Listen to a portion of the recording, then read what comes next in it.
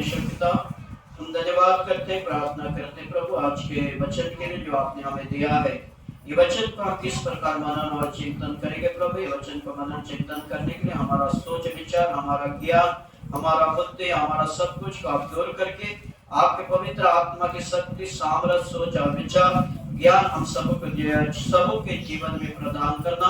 हाँ प्रभु, मुझे आपकी पवित्र आत्मा से अभिषेक करना ताकि आपका वचन मैंने आप अपने मेरे मुंह से होकर बातचीत करें, मेरे वचन को शुद्ध कर, पवित्र कर, निर्मल कर।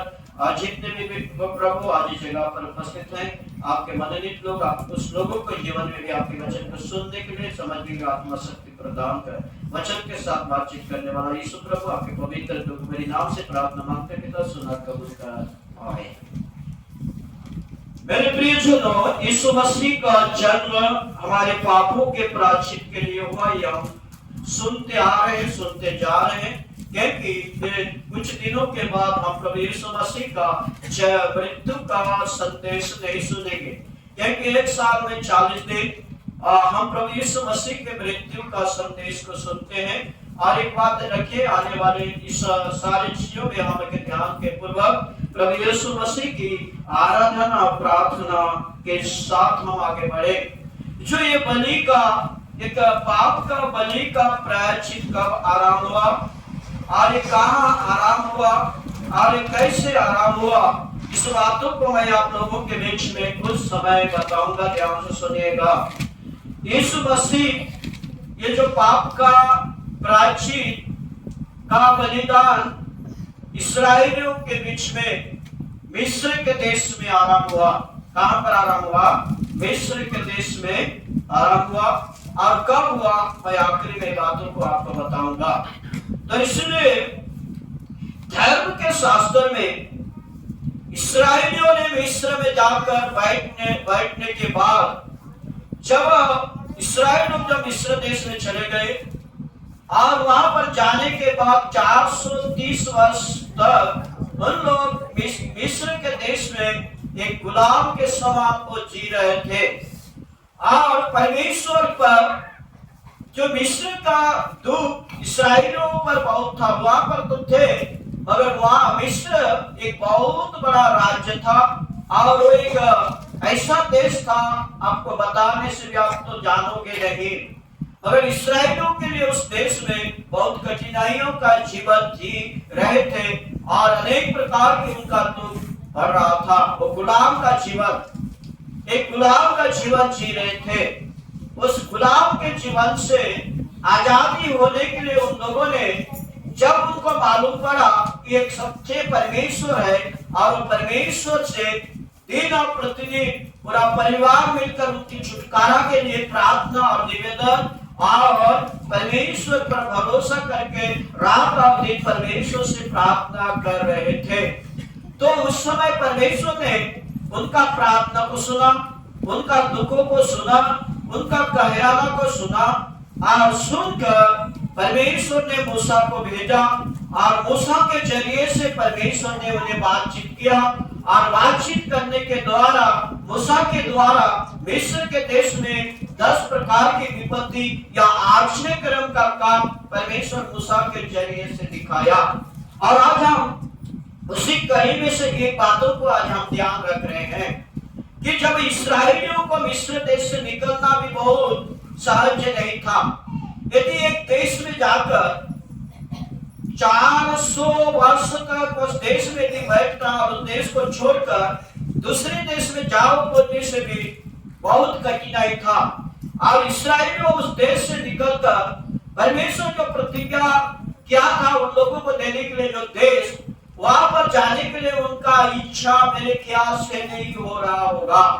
इसलिए परमेश्वर ने मूसा के जरिए से बात करा और मूसा से कहता है, देख आज मैं इस्राएलियों को मिस्र के देश से निकालने वाला हूं और जब तक उन्हें भयंकर चिन्ह नहीं दिखाऊंगा या भयंकर दृष्टि नहीं दिखाऊंगा, तब तक ये देश को छोड़कर मिस्र नहीं निकल सकते, इस्राएली मिस्र को नहीं छोड़ सकते। ऐसा हो सकता है परमेश्वर मूसा से बात किया और मूसा परमेश्वर के बातों को सुनकर आज आपसे और मुझसे उस दिन की बातों को स्मरण करने के लिए आपको और मुझे जो आज समय मिला है, हो सकता है परमेश्वर का पवित्र शास्त्र आपसे और मुझसे बात कर रहा है। क्योंकि इस्राएलियों को परमेश्वर ने कहा कि एक मेमना या एक बकरा, एक मेमना या एक बकरा, जो घर में एक मेमना या एक बकरा को खाने वाले कितने लोग ना एक मेमना या बकरा का मटन खा सकते हैं? कितने लोग? ये चर्च में जितने लोग हम इकट्ठा हैं, एक मेमना या एक बकरा को खा सकते हैं, लेकिन नहीं, नहीं खाएंगे, आराम से खा सकते हैं। 10 लोग 20 लोग मिलकर एक खा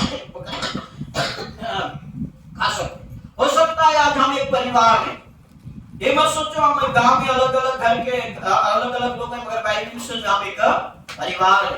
परिवार है कि आप सोचते नहीं मेरे मालूम है, मगर मैं सोचता हूँ आप हम एक बाइबल मिशन के एक परिवार है, और हम बाइबल मिशन के परिवार को अनेक वचन हमें मिल रहा है।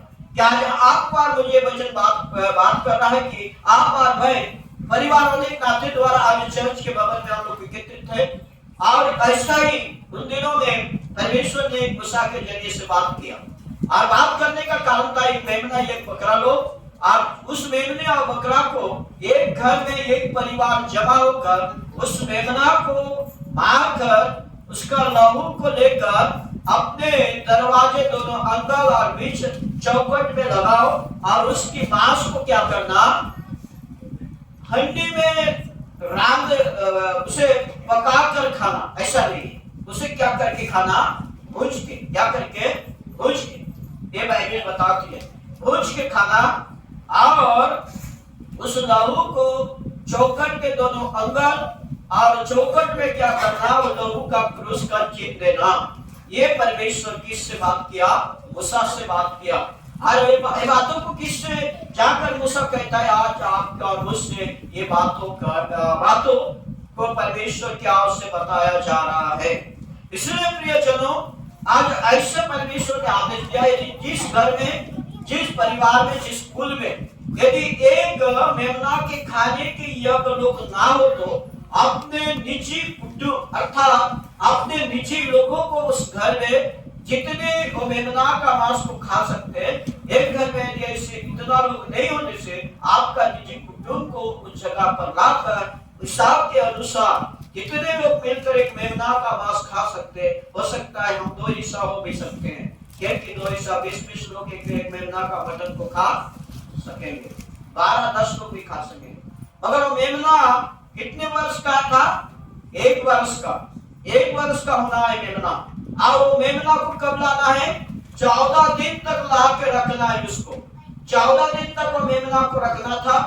क्यों रखना था? मतलब वो मेमना में कोई प्रकार की दाग, कोई प्रकार की बीमार, कोई प्रकार की उसके शरीर में फौसी या जो खाद है कि नहीं, उस सब को जांचने के लिए। उसके बाद सब 14 दिन में गोदली के समय उसको बलि करके रात भर, केवल दिन में नहीं, वो खाना दिन में नहीं, रात के समय उसको घर चौखट दरवाजा बंद करके, पैर में जूता पहनकर, हाथ में लाठी लेकर, सिर में टोपी पहनकर, वो एक हाथ में डंडा लेकर उस मटन को क्या करना, भूज कर लोग खाना, क्या करना, भूज कर उसका पोटकी पोटी ना, इस सब गोदौली मतलब कलेजा जितनी भी उनको भी आकर के खाना, भूज कर खाना, क्या करके खाना, भूज कर, हंडी या किसी में पका कर नहीं खाना, वो टोपी और ये सभी, और उसके खाने का क्या है, अकबरी रोटी, अर्थात बिना हम लोग जो रोटी बना सके क्या मिलाते हैं, क्या बोलते हैं उसको, सोडा, बिना सोडा का रोटी, उसके बाद पिता कड़वा सब्जी, इस सब के साथ उसका खाने का विधि था, और उसको रात्रि भर में समाप्त करना था। ये सब बाइबल में कभी हमने पढ़ा। इसलिए मेरे प्रियो, यीशु प्रभु आज इस सब चीजों को अपने ऊपर लेकर जगत में परमेश्वर की ओर से ये बलि होने का मेमना बनकर यीशु प्रभु आया। और यीशु प्रभु को भी कितने समय, उनको दोपहर 3 बजे शाम के समय यीशु का प्राण गया है, दिन के समय में नहीं है। इसीलिए बाइबल के अनुसार, धर्म के शास्त्र अनुसार निर्गमन की पुस्तक 12:14 पर एक पर्व को हम देख रहे हैं, पाप से प्रायश्चित पर्व, पापों से मुक्ति का पर्व, गुलाम से मुक्ति का पर्व। बाइबल में इस पर्व के नाम है फसह का पर्व। कौन सा पर्व? फसह का अर्थ है दुख भरी पर्व, आनंद का पर्व नहीं है ये फसह का पर्व। ये बाइबल में हमने देखा ये फसह का पर्व किस प्रकार इस्राएलियों बनाते थे, ये हमने धर्म के शास्त्र में देखा। निर्गमन की पुस्तक उसका 12:28 से 35 पर फसह का मेमना पहला बलि नियम के अनुसार क्या करते थे। फसह का मेमना का बलि एक नियम के आधार प्रकार होता था, एक विधि विधान का आधार प्रकार होता था। वैसा नहीं है मेरे प्रियो, जैसे भी मेमना को लाए, जैसे भी भेड़ को लाए वैसा उन्हें बलि कर दे, ऐसा नहीं है। उसका बलि करने का एक विधि और विधान था। प्रथम फसह का पर्व तब मूसा ने इस्राएल के सब पुर्नियों, क्योंकि परमेश्वर मूसा ये फसह पर्व बनाने से पहले जितने भी इस्राएल के लोगों में थे उन सबों को एकत्रित करके ये सारे बातों को क्या किया, बताया। और जब ये बलि करने का अर्थ था इस्राएलियों मेरे आज्ञाओं को मानेंगे कि नहीं, मेरे विधि विधान पर का चलेंगे कि नहीं, ये सब कुछ था मेरे प्रियो। बाइबल के अनुसार, धर्मशास्त्र के अनुसार आज हम यहाँ पर देख रहे हैं, मैं पढ़ रहा हूं, ध्यान से सुनिएगा। निर्गमन की पुस्तक उसका 12वां अध्याय उसका 28 से 35 पद तक इस प्रकार लिखा गया है।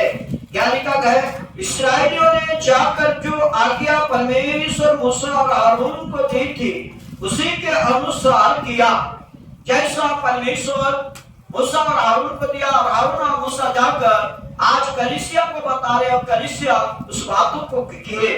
पहिलोटे की मृत्यु, प्रियजनों, बाइबल के अनुसार मैंने आपको बताया 1 साल का मेमना या 1 साल का बकरा।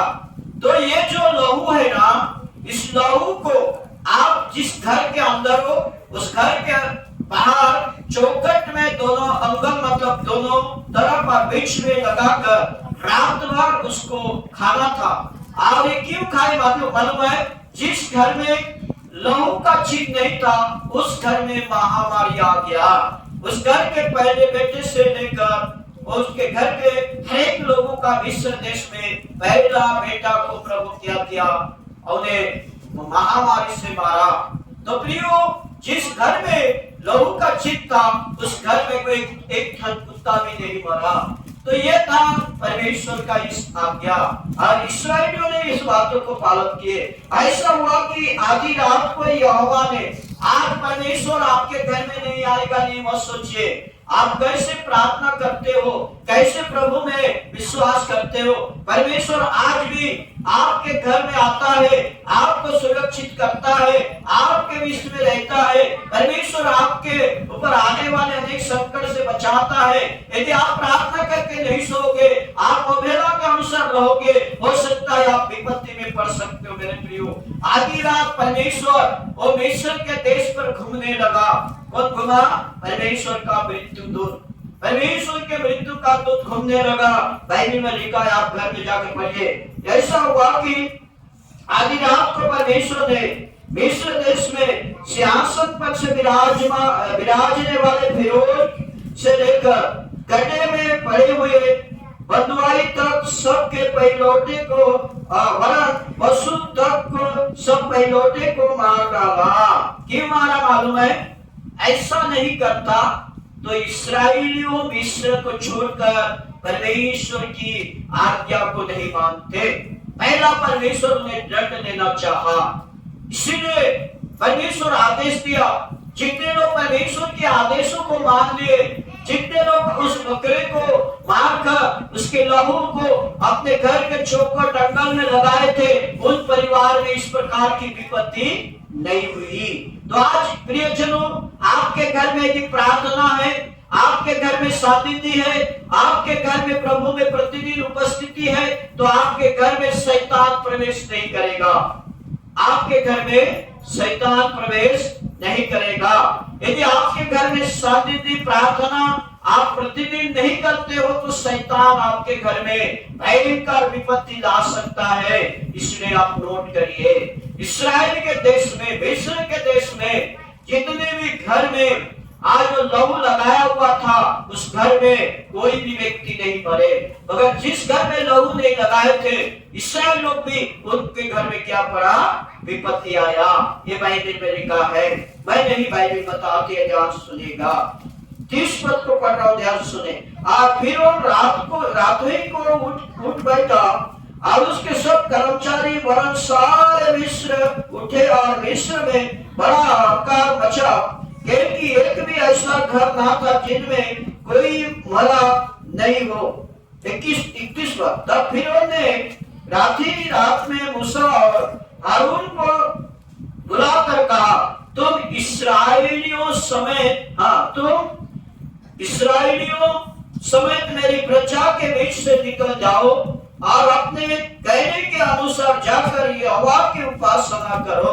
उसी समय मिस्र के राजा फिरौन, कर्मचारी, अधिकारी, सब लोग आज प्रिय मूसा को बुलाकर अभी निकलो, इन्हें भगाओ। ये सब किए, क्यों किए? परमेश्वर इसीलिए उन्हें दंड दिया कि परमेश्वर को जाने, परमेश्वर सच्चा है, परमेश्वर पवित्र है, परमेश्वर सब कुछ कर सकता है, इस उनको मालूम पड़े। इस बातों को उन्होंने जानकर आज मिस्र देश से आज इस्राएलियों को उन गुलाम से आजाद करने का परमेश्वर का इच्छा था। ये परमेश्वर पिता इस्राएल के साथ किया। मगर यीशु मसीह जब नए नियम में जब हम आते हैं, नए नियम में जब हम प्रवेश करते हैं, और यहोना जब यीशु मसीह को अपने आते देखता है, दूसरा दिन बपतिस्मा दूसरा दिन, और बहुत सारे लोग वो यहोना के पास आए रहते हैं, और यहोना यीशु मसीह को देखकर कहता है, देखो ये परमेश्वर तरफ से मेमना के स्वरूप आए हुए व्यक्ति, ये मेमना है, और जगत के सारे पापों का भार अपने कांधों पर उठाकर मानव जाति को पाप से मुक्ति देने के लिए, वध होने के लिए मेमना बनकर आया है। यूहन्ना प्रभु यीशु मसीह को दिखाकर लोगों को कहता है, प्रियो, आज यीशु मसीह हमारे पापों का प्रायश्चित का मेमना था। आज उस दिन इस्राएलियों का गुलाम से और उस गुलामी से छुटकारा का दिन, आज उस इस्राएल मिस्र के देश में भयंकर कलेश को आरंभ हुआ। हे मेरे प्रियजनों, परमेश्वर को हम धन्यवाद दें, प्रभु यीशु मसीह के अनुग्रह दया द्वारा ये था फसह का विधि और विधान। धर्म के शास्त्र अनुसार यूहन्ना पहला अध्याय उसका 17 पद पर इस विधि को परमेश्वर पुत्र यीशु मसीह व्यवस्था के बारे में लिखा है। पढ़िए के लिखा है यूहन्ना पहला अध्याय 17 पद। देखिए, व्यवस्था विधि विधान तो मूसा के द्वारा परमेश्वर ने दिया, परंतु अनुग्रह और सच्चाई यीशु मसीह के द्वारा पिता परमेश्वर अपने प्रिय पुत्र यीशु मसीह को जगत में पठाया, और क्या मिला? अनुग्रह और सच्चाई। व्यवस्था पिता परमेश्वर मूसा के द्वारा दिया था, मगर अनुग्रह और मानव जाति का पाप का परित्राण किनके द्वारा मिला? प्रभु यीशु मसीह के बलिदान के द्वारा। इसलिए क्रिस्तीय मंडली, आज आप और मैं प्रभु यीशु पे एक खरीदे हुए लोग हैं। प्रभु अपने लहू देकर हमें खरीदा है। इसलिए हमने अभी धर्म के शास्त्र में पढ़ा, जहां यूहन्ना ने जिस समाचार उसका पहला अध्याय 29 पद में मैंने आपको बताया, देखो ये परमेश्वर की ओर से आया हुआ एक जगत के पापों का भार अपने कंधों पर लेकर मानव जाति के पाप से छुटकारा देने के लिए अपने प्राण देने वाला मेमना यीशु प्रभु था। इसलिए यूहन्ना ने भी अभी हमने देखा उसका पहला 17 पद में कि मूसा के द्वारा व्यवस्था, अगर यीशु मसीह के द्वारा पिता परमेश्वर की ओर से हमें अनुग्रह पापों की क्षमा की आशीष को हम देखते हैं। पहला यूहन्ना की पत्रिका उसका पहला अध्याय 7 पद में, यदि हम परमेश्वर की आज्ञाओं को मानते और उसकी विधि विधान पर चलते हैं तो हम परमेश्वर की संतान हैं, हम यीशु मसीह की संतान हैं। और यीशु मसीह का लहू हमारे सब पापों को क्या करेगा? शुद्ध करेगा। यीशु मसीह का लहू हमारे सब पापों को क्या करेगा? शुद्ध करेगा। उसी का पुत्र यीशु का लहू हमें सब पापों को शुद्ध करेगा। एक पाप नहीं, हम जितने भी पाप करते हैं वो सब पापों को क्या करेगा? शुद्ध करेगा। ये पहला यूहन्ना की पत्रिका पहला अध्याय 7 पद में लिखा है। इसलिए यीशु मसीह परमेश्वर के से आया हुआ पाप बलि का क्या है? मेमना है। क्रूस के विषय में यीशु परमेश्वर का मेमना है। क्रूस के विषय में यीशु मसीह परमेश्वर का मेमना है। मेमना क्यों आवश्यकता पड़ा? मेमना क्यों आवश्यकता पड़ा? मेमना इसलिए आवश्यकता पड़ा कि मनुष्य के पाप से छुटकारा देने के लिए, मनुष्य के पाप को छुटकारा देने के लिए, पाप की क्षमा के लिए, बलिदान करने के लिए, पापों की क्षमा के लिए एक मेमना की आवश्यकता। मगर इस्राएल लोगों का मेमना वो पाप को क्षमा नहीं करता था।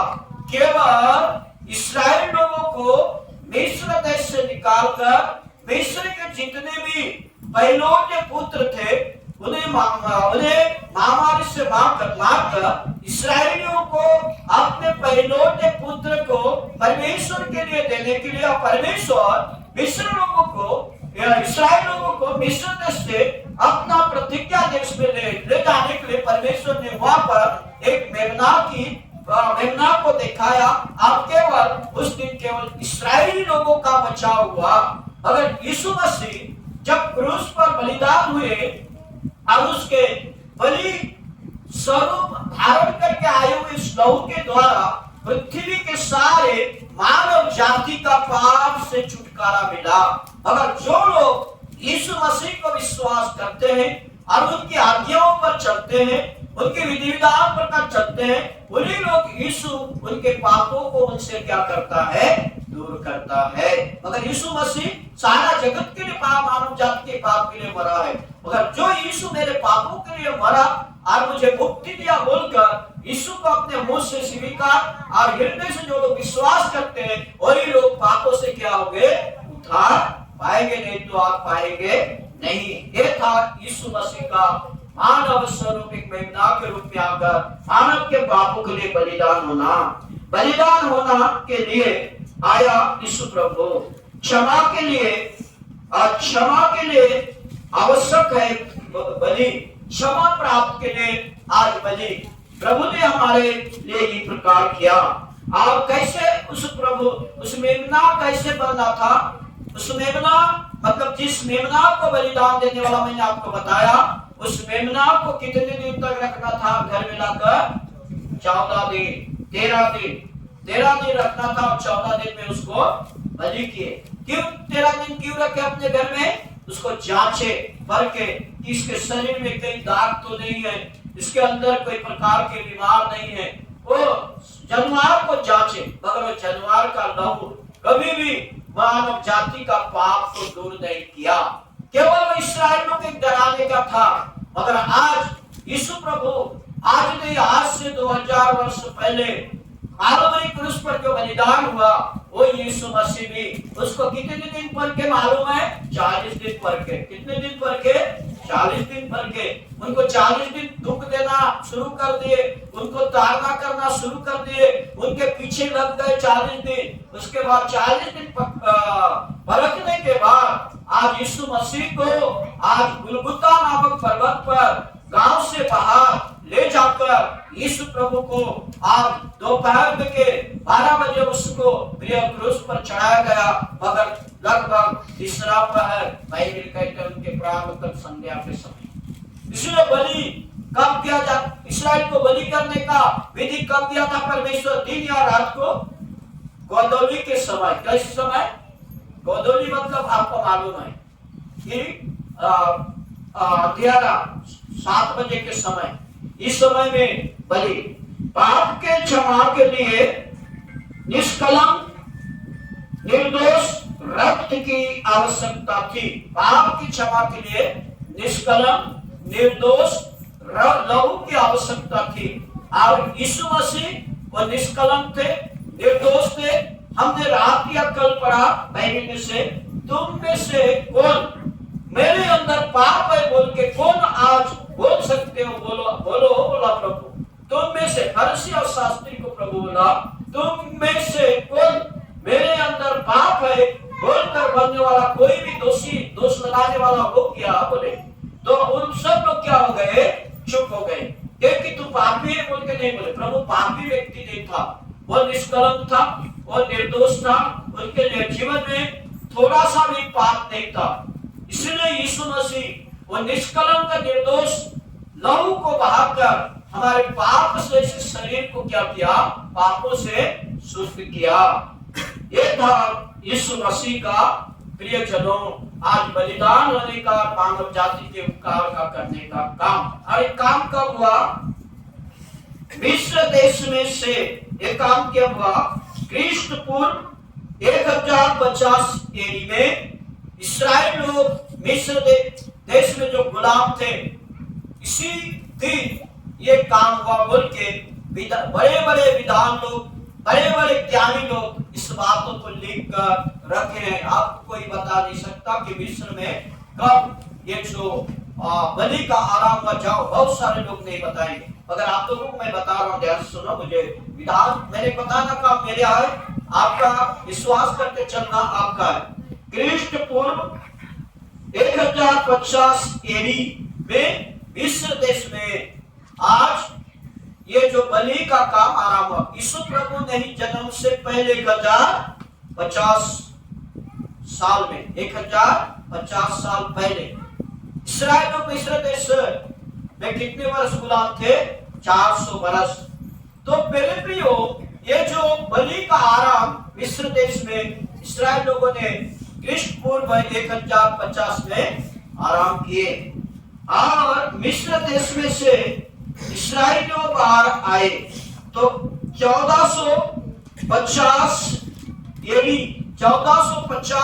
एडी में इस्राएल लोग मिस्र देश से प्रतिज्ञा किया हुआ देश में पहुंच गए। कहां पहुंच गए? प्रतिज्ञा देश। परमेश्वर उनको कौन सा देश देने के लिए बोला था? भाई लोग, बाबू लोग, परमेश्वर उन्हें कौन सा देश देने के लिए बोला था? आज जो जाकर बैठे हैं कनान देश, वो देश, वो पहले तो कनान देश था, कनानियों का देश था। वो देश में जाकर पहले अब्राम तो फलस्तीनी देश था। आज वो फलस्तीनी देश में उस दिन जाकर बैठे, तो आज भी वो देश के लिए लड़ाई हो रहा है। वो देश के लिए, देश हमारा, जो विदेशी व्यक्ति थे, आज भी वो देश के लिए लड़ाई हो रहा है। आज भी, अभी भी वो देश में क्या हो रहा है? लड़ाई हो रहा है। कितने लोग को मालूम है? कितने लोग को मालूम है? आप लोग क्या आनंद से मत रहो, आपके देश में भी क्या होने वाला है? संकट आने वाला है। आज भी ईरान, अमेरिका और इस्राएल युद्ध हो रहा है। हमारे देश में पेट्रोल, गैस, आप जो बिजली मन जो लगाते हो ना, वो सब कीमती वाला उधर से आता है।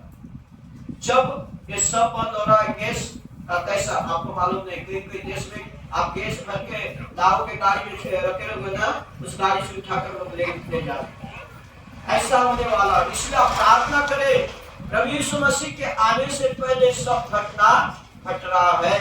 इसलिए यीशु मसीह का आने का समय है। आप जागते रहे, प्रार्थना करें, उस घड़ी और उस विषय को आपको पता नहीं है। अभी मैंने आपको क्या बताया? इस्राएल लोग मिस्र देश में पहला मिस्र से निकलने का उन्हें क्या मिला? तकलीफ मिला। और उस मिस्र देशों को भी परमेश्वर तकलीफ दिया ताकि अपने लोगों को छोड़े। तो मेरे प्रियो, हमारा देश भी ऐसी, हमारा देश भी मसीहों को क्या कर रहे हैं? प्रताड़ित कर रहे हैं, तकलीफ दे रहे हैं। आज मसीह बनने के लिए सरकार से आपको परमिशन लेना पड़ेगा। मालूम है? सरकार जब परमिशन देगा ना, आप मसीह बन सकते हो। आपको कोई बचेगा तो आप मसीह के, आप हिंदू प्रियो, आप क्या जवाब दोगे? आपको सोचिए, आप ऐसे दिन आ रहा है, इसलिए आपके जीवन में भय होना है, भक्ति होना है, विश्वास होना है, प्रार्थना होना है, वचन और संगति होना है, प्रार्थना में लीन रहना है। नहीं तो बाइबल में लिखा है, अंतिम के दिन में भंड भविष्यवक्ता लोग भी आएंगे और अच्छे से अच्छे विश्वासियों को भी क्या कर देंगे? भटका देंगे। तो और परमेश्वर से दूर ले जाएंगे। इसलिए जागृत आप बाइबल को पढ़िए, समझिए बाइबल में क्या लिखा गया है। वो अंतिम के दिनों में घटना सब कुछ कई 2023-22 में क्या पढ़ा, अंकाल पढ़ा, महामारी आया कि नहीं, बाइबल में लिखा है। अभी युद्ध हो रहा है 2-3 साल, लगभग 3-4 साल हो गया। 2 देश आज भी, रसिया और यूक्रेन, आज भी वो देश शांत नहीं है। इसलिए क्यों ये सब सीमा अपने ऊपर सब कुछ। तो प्रिय लोग जागृत, आप जागृत से चलिए, आप विश्वास के साथ मजबूत होइए, नहीं तो हम लोग भी क्या हो जाएंगे, आकर कोई एक डंडा दे तो एक पेट मार देंगे तो हम हिस्सा ही नहीं है, हम कसाई है बोलेंगे। तो प्रियजनों, ये अंतिम समय है, इसलिए आप विश्वास के साथ मजबूत बने। क्योंकि मैंने आपको बताया कि मिस्र देश में से इस्राएल बाहर आए 1450 एडी में, 50 से बाहर आए। उस कारण इन्हें यहूदी जाति लोग कहा, उसी दिन से उन्हें यहूदी जाति का लोग कहा गया। ये था आज का विधि विधान। कहने लगे निर्गमन 12-14 पसह का पर्व इस्राएल में कब बनाए गए, 430 वर्ष। 430 वर्ष इस्राएल लोग मिस्र देश में गुलाम थे और 430 वर्ष मिस्र देश से इस्राएल लोग यहोवा से छुड़ाकर, यहोवा उन्हें छुड़ा के आराधना किया। 430 वर्ष तक छुटकारे के लिए इस्राएल लोग प्रार्थना किए। प्रियो, ये था परमेश्वर बाइबल के अनुसार। प्रभु यीशु इस्राएल लोगों को 2 विषय दिया। प्रभु यीशु मसीह इस्राएलियों को 2 विषय, वो इस्राएल को नहीं है, आज आपको और मुझे भी है। पहला आज्ञा मानना, दूसरा रक्त को चौखट के ऊपर लगाने के द्वारा हम बच गए। प्रभु उन्हें क्या किया, उद्धार किया और उन लोग बच गए। उससे रक्त के द्वारा उद्धार आया। निर्गमन 12:29 और 35 में प्रभु कहने के कारण सभी लोग पालन किए। प्रार्थना करना बलिदान के दर्शाता है। आज प्रार्थना करना बलिदान के समान है। उस दिन लोग बलि किए, आज हम प्रतिदिन प्रभु में प्रार्थना करेंगे तो एक बलि के समान है। किसके समान है? बलि के समान। यदि हम प्रार्थना नहीं करते और अपने पापों को स्वीकार नहीं करते तो आज हम बाइबल कहता है तुम अपने पापों में मरोगे। ये प्रार्थना करना एक बलिदान के सदृश है। पुराने नियम का मेमना तुलना करना नए नियम का मेमना पशु का बलि यीशु पशु। निर्गमन 12:14 यीशु ईश्वर का मेमना यूहन्ना 1:29। प्रभु के मरण काल के द्वारा सब जगत के मानव मनुष्य का उद्धार पाया, लेकिन पुराने नियम से इस्राएलियों का ही पैदा संतान का लिए बलि किया जाता था। आदत आश्रय के द्वारा आत्मा संबंधी हमारा आत्मा, ध्यान सुने इधर, ध्यान सुने, हमारा आदर आश्रय के द्वारा आत्मा संबंधी में हम रहेंगे। तीसरा नियम निश्चित है, पालन करना है। नियम निश्चित है तो हमको पालन करना जरूरी है। चौथा, इस्राएल के धर्म कार्य पालन करना के संबंध निर्गमन 12:29-35। इस पर्व की प्रति वर्ष पालन करना है। हम लोग भी करेंगे, इस महीना में पालन करना है, आने वाले महीना में।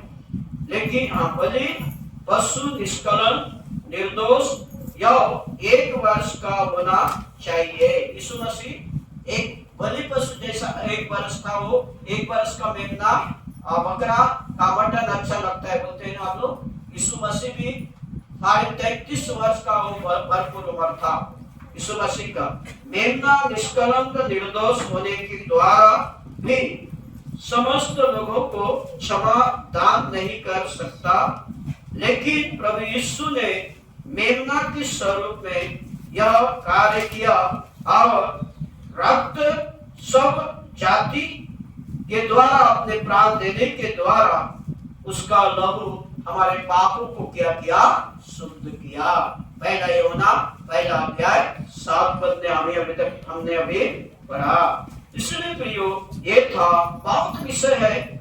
यदि मैं बताऊं तो आप लोग सुन के थक जाओगे, मैं बता के थक जाऊंगा। तो ये था आज का विषय। इसलिए परमेश्वर का हम धन्यवाद करते हैं कि प्रभु यीशु मसीह ने आज पुराने नियम में प्रभु के मांस को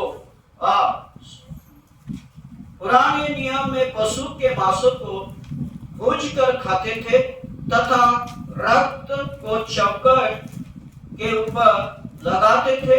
आप प्रभु के क्रूस के ऊपर बलिदान बहुत ही उत्तम है। प्रभु ने कहा पर लकड़ी के ऊपर प्रभु को भी क्रूस पर चढ़ाया गया। यह बलि मिस्र देश से निकलने के समय में हुआ था। धर्मशास्त्र के अनुसार बलि के द्वारा पहिलौठा बच पाते थे, लेकिन प्रभु का बलिदान कृपा से परिपूर्ण होकर समस्त प्रजाति के लिए प्राण बचाने के लिए यीशु प्रभु कालवरी क्रूस पर बलिदान हुआ। मैं आप लोगों को बता रहा हूँ इब्रानी 9 का 25-26, इब्रानी 9 का 27-28 और परमेश्वर का मेमना यीशु मसीह है। पहला यूहन्ना 3:16, यूहन्ना रचित सुसमाचार 3 पहला 16 पद और कुलुस्सी उसका पहला अध्याय 35 पद में इस सब विषय लिखा गया है। उसके बाद यूहन्ना 8:46 निष्कलंक, यशाया 53:7 भविष्यवाणी पूरा हुआ, गलती 4:4 समय पूरा हुआ। आज यीशु का आगमन, पहला बेतलहम से जन्मा और यहूदा गोत्र का सिंह था। ये सब प्रभु का 7वां प्रकाशित वाक्य 21:14 मेमने के बारे में मेरी बाहर नाम लिखा गया है। प्रकाशित 19 का 7 मेमना का विवाह और 9वां यीशु स्वर्ग के राज्य की चौथी है। यूहन्ना 10 का 29 परमेश्वर का मेमना था। और यूहन्ना 2 अध्याय 19 और 22 पर इब्री सीरिया भाषा का जो ये सारा चीज था। तो परमेश्वर का हम धन्यवाद है कि आज हमने एक मेमना को कैसा बलि का दान पुराना नियम में हुआ और नए नियम में मेमना सारे मानव जाति के पापों के लिए कैसे बलिदान हुआ और बलि नियम कैसा था, ये सब आपको मैंने बताया। और ये आराम कब हुआ, ये बातों को भी मैंने आपको बताया। तो इस बातों के लिए आप ये अंतिम युग में हैं और आप किस प्रकार प्रभु में मन ध्यान करके चलना है, आप संयम और इस बातों को जानिए। प्रभु आप सबको आशीष दे। आमीन। सर्वशक्तिमान दयालु प्रभु परमेश्वर पिता, हम धन्यवाद करते प्रार्थना करते प्रभु, आज आप जो हमारे लिए कैसे बलि बनकर आकर कैसे हमारे लिए अपने प्राण को दिया, इस सारी बातों को हम आपको धन्यवाद देते हैं। और हमारे लिए बलि होकर हमें पाप से छुटकारा देकर हमें अनंत महिमा राज में चलाने वाला है। हमारे दुख भोग कर हमें सुख देने वाला दुख यीशु मसीह के नाम से प्रार्थना मांगते हैं।